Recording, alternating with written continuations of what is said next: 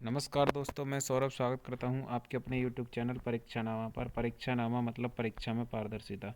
तो आप अब यहाँ पे देख पा रहे होंगे, ये है इंडिया का मैप और जो यहाँ पे रेड रेड है वो है अरुणाचल प्रदेश। तो आज हम बात करने वाले हैं अरुणाचल प्रदेश के बारे में। इससे पहले मैंने आपको एक ट्रिक भी बताई थी भारत के पूर्वोत्तर राज्यों को याद करने के लिए। अरुणा मामी त्रिपुरा वाली मेघालय से असम पहुंची। अरु मतलब अरुणाचल प्रदेश, ना मतलब नागालैंड, मा मतलब मणिपुर और मी मतलब मिजोरम। त्रिपुरा से त्रिपुरा, मेघालय से मेघालय, असम से असम।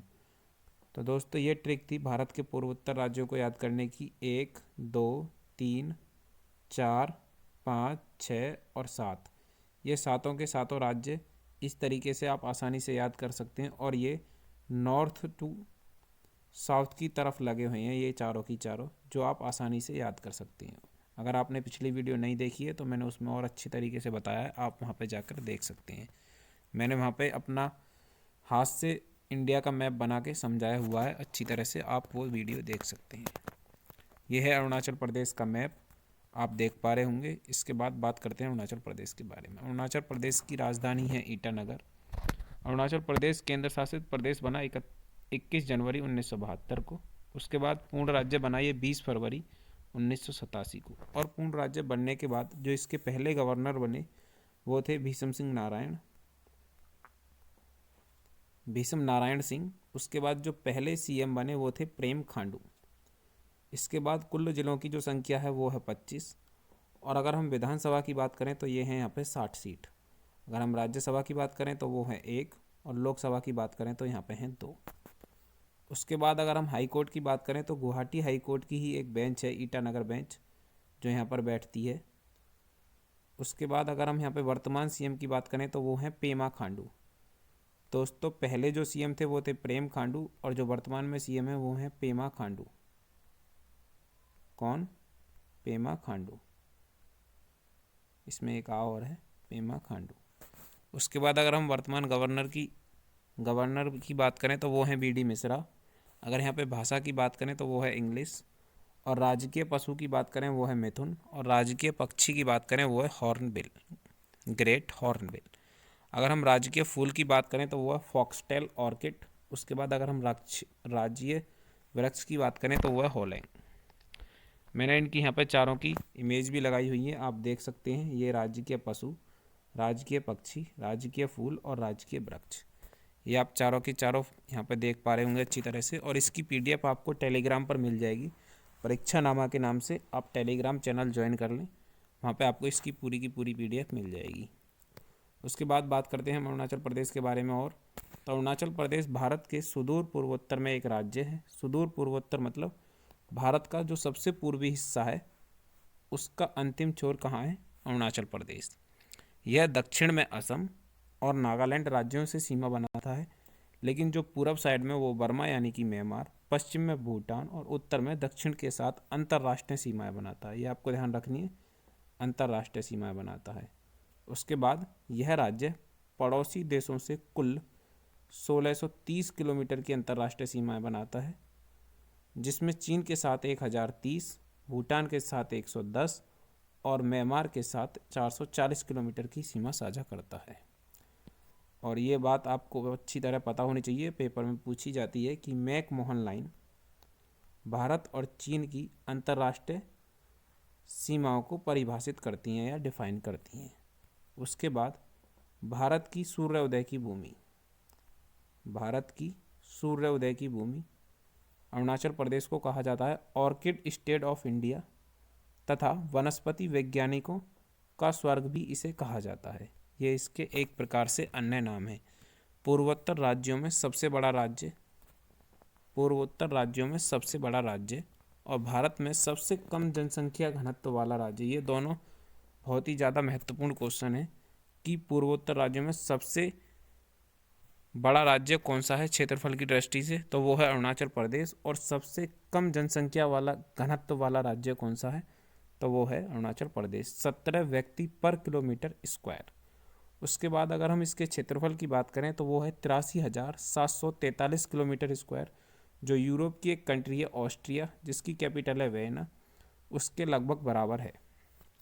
अगर हम इसकी रैंक की बात करें तो ये है 14 इंडिया के अगर हम स्टेट वाइज रैंक की देखें तो उसमें 14 है। अगर हम जनसंख्या की बात करें तो ये है 13,82,611। अगर हम जनसंख्या रैंक देखें इसकी तो ये है 26वीं।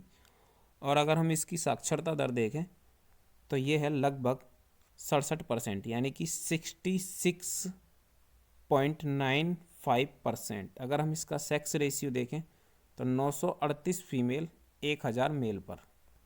अब बात करते हैं यहाँ की नदियों के बारे में। तो सुबानसिरी, ब्रह्मपुत्र, दिहांग, कामेंग, तीरप, तवांग, दिवांग और लोहित जैसी यहाँ पे कुछ प्रमुख नदियाँ हैं। ये सभी यहाँ की नदियाँ हैं अरुणाचल प्रदेश की। उसके बाद हम बात करते हैं यहाँ के बांध की। अगर मैं बांध की बात करूँ तो यहाँ पे सुबनसिरी बांध है एक, जो सुबनसिरी नदी पर है, और दूसरा है रंगनाड़ी बांध, जो किस पर है, रंगनाड़ नदी पर है। ये आपको इजीली याद हो जाएंगे क्योंकि नदी के नाम पर ही बांध के नाम हैं। उसके बाद यहाँ पे हवाई अड्डे की बात करते हैं तो यहाँ पे इंटरनेशनल हवाई अड्डा तो खैर है नहीं, जो भी हैं लोकल वो मैंने लिख दिए है यहाँ पे। तो पहला है तेजू हवाई अड्डा जो तेजू में है, दूसरा है ईटानगर हवाई अड्डा जो कि ईटानगर में है, और तीसरा है पासीघाट हवाई अड्डा जो पासीघाट में है। अब बात करते हैं यहाँ के त्योहारों की बारों में। तो त्यौहार हैं यहाँ पे Solung Losar festival, Dree festival, Ziro festival of music. उसके बाद है यहाँ पे पेंगसो पास फेस्टिवल, बोरो बूट कैसिन फेस्टिवल, लोकू फेस्टिवल, मोपिन, ओलियाले, जोमू मोपना और नियोकुम फेस्टिवल जैसे यहाँ पे बहुत सारे फेस्टिवल मनाए जाते हैं। इसके बाद अगर हम यहाँ की जनजातियों के बारे में बात करें तो मिसमी, नागा, दफला, खमटी, सिंपी और भी बहुत सारी जनजाति यहाँ पर पाई जाती हैं। अगर हम लोक नृत्य की बात करें तो बुइया और नुइया, पोपार, पोपीर, पासी, बारडो, छम, खम्पी नृत्य जैसे आदि नृत्य भी यहाँ पर होते हैं। अगर हम यहाँ पे सबसे ऊंची चोटी की बात करें तो वो है काटो, जो कि 7060 मीटर ऊंची है, जो तिब्बत के साथ विभाजित है, यानी कि तिब्बत के साथ सीमा साझा कर रही है। जीआई टैग की बात करें तो यहाँ पे वारको नारंगी जिसका जीआई टैग है। विश्व धरोहर स्थल की बात करें तो नामदफा नेशनल पार्क, और नेशनल पार्क की बात करें तो नामदफा नेशनल पार्क और मॉलिंग नेशनल पार्क, ये दो यहाँ पे नेशनल पार्क हैं। उसके बाद हम बात करते हैं यहाँ पे कुछ वन्य जीव अभ्यारण्य की। तो वन्य जीव अभ्यारण्य ये आपको लिखने की ज़रूरत नहीं है, सब के सब आपको पीडीएफ मिल जाएगी टेलीग्राम पर, आप वहाँ से डाउनलोड कर सकते हैं। केन्या वन्य जीव अभ्यारण्य, उसके बाद है आपका कमलांग वन्य जीव अभ्यारण्य, फिर है ईंगल नेस्ट, फिर है डीरिंग, फिर है ईटानगर, फिर मेहाओ, पाखी यानी पाके, टेल घाटी, सैसा ऑर्किड और योर्डी राबे। यहाँ पे बहुत सारे वन्य जीव अभ्यारण्य हैं, ये 10-12 आप यहाँ पे देख लेना, पीडीएफ डाउनलोड कर लेना टेलीग्राम से। अगर हम टाइगर रिजर्व की बात करें तो Namdapha tiger reserve, Kamlang tiger reserve और पाके टाइगर रिजर्व। अगर हम झरने की बात करें तो नूरानाग जलप्रपात, जग जलप्रपात, बाप टेंग कांग जलप्रपात। स्टेडियम की बात करें तो लोपेंग स्टेडियम जो कि कहाँ है, धीरांग में है। अगर इसकी आपको पीडीएफ चाहिए तो आप टेलीग्राम डाउनलोड करके कर रखा होगा आपने, वहाँ पे आप इसकी पीडीएफ परीक्षा नामा सर्च करना, वहाँ मिल जाएगी आपको इसकी पीडीएफ। थैंक यू हमारे साथ बने रहने के लिए। ऐसी ढेर सारी वीडियो देखने के लिए हमारे चैनल को सब्सक्राइब करें और बेल आइकन को दबाएं ताकि आप हमारी वीडियो सबसे पहले देख पाएँ। बहुत बहुत धन्यवाद हमारे साथ बने रहने के लिए। Thank you.